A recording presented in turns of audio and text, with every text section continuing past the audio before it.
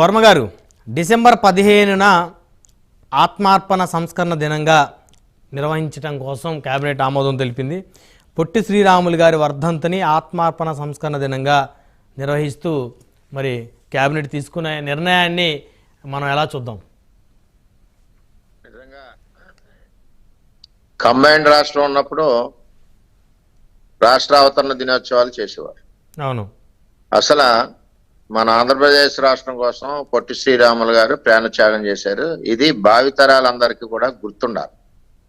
ఏదైనా సమస్య ఉండి రాష్ట్రం ఇబ్బందిలో ఉన్నప్పుడు ఒక వ్యక్తి అతని యొక్క ప్రాణాన్ని అనే రోజులు అమర నిరాహార చేసి రాష్ట్రం కోసం అంకితం చేసినప్పుడు 100% ప్రతి ఒక్క ఆంధ్రప్రదేశ్ పౌరుడు కూడా గర్వంగా మరి చెప్పుకోవాల్సిన బాధ్యత ఉంది. అది కూడా ఈ మధ్యన కొంచెం లోపించింది. పిల్లలకి, భావితరాల పిల్లలకి చెప్పడంలో కానీ ఇట్లలో కానీ ఆ లోపం తీర్చాలనే ఉద్దేశంతో ప్రభుత్వం ఈ నిర్ణయం తీసుకుంది. ఇది చాలా స్వాగతించవలసిన నిర్ణయం. ఆ రోజు ఆ కార్యక్రమాలు ప్రతి ఒక్కరూ ప్రతి ఇంట చేయవలసిన అవసరం కూడా ఉందని చెప్పి తెలియజేస్తాం. ఇప్పుడు సార్ చెప్పినట్టు ఇది ఒక ఇష్యూ చెప్పాలి మీకు. టీడీఎస్ బియ్యం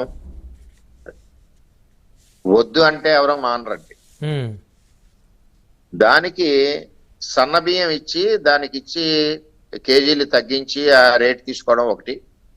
రెండవది 2009లో నారా లోకేష్ గారు నగదు బదిలీ పథకం అని ఒక కొత్త స్కీమ్ పెడదామని చెప్పి ప్రజల్లోకి తీసుకొచ్చారు. దాన్ని అది ఎక్కలేదు ప్రజల్లోకి. ఎలక్షన్ ముందే తీసుకొస్తారు. నగదు బదిలీ పథకం ఏంటంటే ఇటువంటి పీడిఎస్ కి ఇట్లకి వెళ్తున్నాయి కదా, ఇవన్నీ కాకుండా వాళ్ళకి ఎవ్రీ మంత్ ఇంత పేమెంట్ ఇచ్చేస్తే వాళ్ళు సన్న బియ్యం కొనుక్కోవచ్చు, ఇంకోటి కొనుక్కోవచ్చు అని చెప్పి ఆ రోజు నారా లోకేష్ గారే డిజైన్ చేశారు. చంద్రబాబు నాయుడు గారి నాయకత్వంలో ఈ ఇష్యూ కూడా డిస్కషన్ కి వచ్చింది రాష్ట్ర వ్యాప్తంగా. ముందుకు వెళ్ళలేదు. ఏది ఏమైనా ఈ పీడిఎస్ బియ్యం అన్నది తినలేరు. సన్న బియ్యం లేకపోతే అందులో ఆంధ్రప్రదేశ్ లో 100-80% తినరు. మరి జగన్మోహన్ రెడ్డి కూడా ఈ వెహికల్స్ ఎందుకు కొన్నారంటే బియ్యం కూడా అదే వెహికల్స్ లో ట్రాన్స్పోర్ట్. మీకు ఇందాక మిస్ అయ్యాను నేను పాయింట్. ఎక్కడికి పోర్టుకి వచ్చేస్తాయి అదే వెహికల్స్. అంటే ఇంటింటికి ఆ వెహికల్స్ లో ఇంటింటికి వెళ్ళి లబ్ధిదారులు క్యూలో నిలబడకుండా ఆయన లబ్ధిదారులు ఇళ్ళకి ఇవ్వడం కోసం మాత్రమే ఆ వెహికల్స్ తెచ్చామని ఇళ్ళకి ఇచ్చి ఇస్తారు. ఇలా అప్పుడు ఎలా ఉంటున్నారు? ఇప్పుడు ఫ్లైట్ 6:55కి ఎక్కాలి మీరు. ముంబై ఫ్లైట్ 6:56కి వెళ్తే ఉంటుందా? ఒక గంట ముందు వెళ్ళాలి ఎయిర్పోర్ట్ కి. రేషన్ షాప్ కూడా అంతే. ఈవేళ సోమవారం నాడు తీసుకోవాలి, 5 లోపు తీసుకోవాలి. వాడు 12 లోపు కట్టించేవాడు. 12 వరకు ఓపెన్ ఉండేది.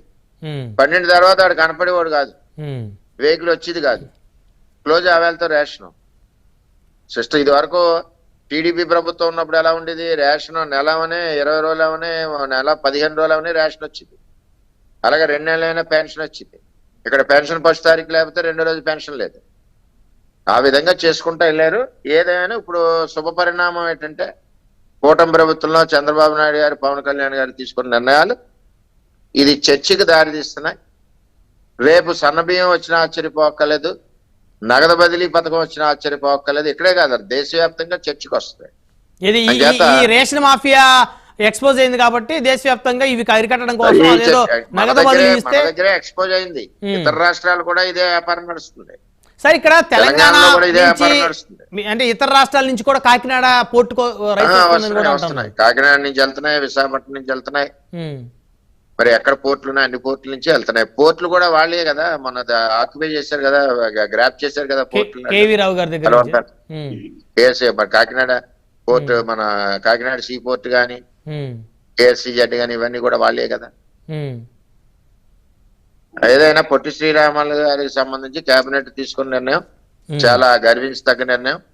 మరి భావితరాలకు కూడా మన రాష్ట్రాల కోసం మనం ఇటువంటి త్యాగాలు ఎప్పుడైనా అవసరమైనప్పుడు చేయవలసిన అవసరం ఉంటుందని చెప్పి ప్రతి ఒక్కరికి మనసులో నాటుకునే విధంగా ఈ కార్యక్రమాలు ఉంటాయని తెలియజేస్తాం. ఇక్కడ వర్మ గారు, ముఖ్యమంత్రి చంద్రబాబు గారు ప్రధానంగా చేసిన వ్యాఖ్య, కాకినాడ పోర్టులో 41% కేవీ రావుకి ఇచ్చేసి 59% అరవిందో వాళ్ళు లాక్కున్నారు అని చెప్పేసి అని అన్నారు. ఆస్తులు లాక్కోవటం నేను ఇంతవరకు ఎక్కడా చూడలేదండి, ఇప్పుడు చూడలేదండి.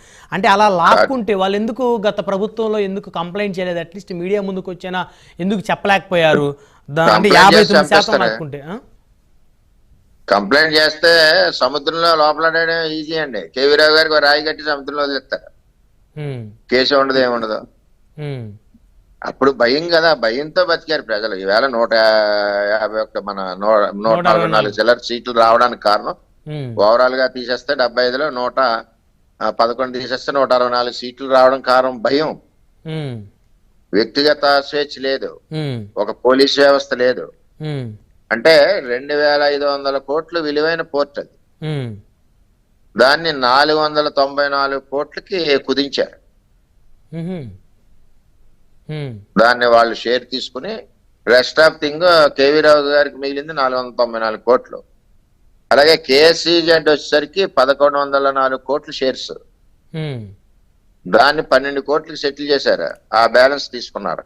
ఉమ్, ఆ కేఎస్సీజెడ్ పాపం జిఎంఆర్ వాళ్ళు మేము కూడా అప్పుడు బాగా సపోర్ట్ చేసాం, తెలుగుదేశం పార్టీ కూడా. ఉమ్, వాళ్ళు దీన్ని అంటే ఏమంటారు, ఇది ఉమ్, రాజశేఖర రెడ్డి గారు టైంలో జరిగింది. ఇది రైతుల నుంచి దోపిడీ, ఉమ్, ఉమ్, ఈ భూముల దోపిడీ. ఉమ్, దాన్ని తర్వాత జిఎంఆర్కి వచ్చింది. జిఎంఆర్ నుంచి వీళ్ళు లాగారు. జిఎంఆర్ కూడా వాళ్ళు ఎంత పెద్ద మనసు అంటే, అక్కడ రైతాంగానికి ఆ టైంలో తక్కువ రేటుకి భూమి ఇవ్వడంతో నేనే ఆ రోజు పోరాటం చేశాం. చంద్రబాబు నాయుడు గారు కూడా వచ్చారు. అది మరి వాళ్ళందరికీ కూడా సుమారు 7,000 ఎకరాలకి ఎకరానికి 2 లక్షల చొప్పున అదనంగా 150-160 కోట్ల రూపాయలు అదనంగా జిఎంఆర్ వాళ్ళు ఇచ్చారు. ఉమ్, తదుపరి అరవిందో వచ్చి ఉమ్, అరవిందో రావడం, ఇప్పుడు ఈ ఎపిసోడ్ లో మన కేవీ రావు దగ్గర నుంచి తీసుకుని 1104ది దీనిదే అరవిందో రావడం జరిగింది. దీనికి కారణం ఎవరంటే మన విక్రాంత్ని సాయిరెడ్డి అని చెప్పి మన ఈయన సుబ్బారెడ్డి గారి తాలూకా ఓకే. వాళ్ళు దీన్ని డిసైడ్ చేశారు. ఆల్రెడీ సో ఇప్పుడు మళ్ళీ కేవీ రావు గారికి ఆయన వాటాలు ఆయనకు తిరిగి ఇప్పించే ఆలోచన ఉందా సార్ ఈ ప్రభుత్వానికి? తిరిగి ఇప్పించే గంట న్యాయాన్ని సమర్థ చేస్తుంది ప్రభుత్వం. ఓకే. అది నిజంగా మరి జరిగింది కాబట్టి జరిగిన అన్యాయాన్ని న్యాయం చేయడానికి ప్రభుత్వం సహకరిస్తుంది. ఎవరికైనా సహకరిస్తుంది, మీకన్నా సహకరిస్తుంది, నాకన్నా సహకరిస్తుంది. అటు కేఎస్సీజెడ్ లో గాని ఇక్కడ గాని, అలాగే స్పెక్ట్రమ్ కంపెనీ, స్పెక్ట్రమ్ ఎస్పీజీఎల్ వాళ్ళేంటి కంపెనీ కట్టకుండా 650 ఎకరాల భూమిని 1,000 కోట్లకు అమ్మేసుకున్నారు. రైతులు 650 ఎకరాల భూమిని త్యాగం చేసి ఈవేళ పిచ్చి వాళ్ళే చూస్తా ఉన్నారు. Right right right. వర్మ గారు మళ్ళీ వస్తాను. మనతోటి ఫోన్ లైన్ లో వైఎస్ఆర్ కాంగ్రెస్ పార్టీ మాజీ ఎమ్మెల్యే కైలా అనిల్ కుమార్ గారు అందుబాటులోకి వచ్చారు, వారితో మాట్లాడదాం. అనిల్ కుమార్ గారు, గుడ్ మార్నింగ్ అండి.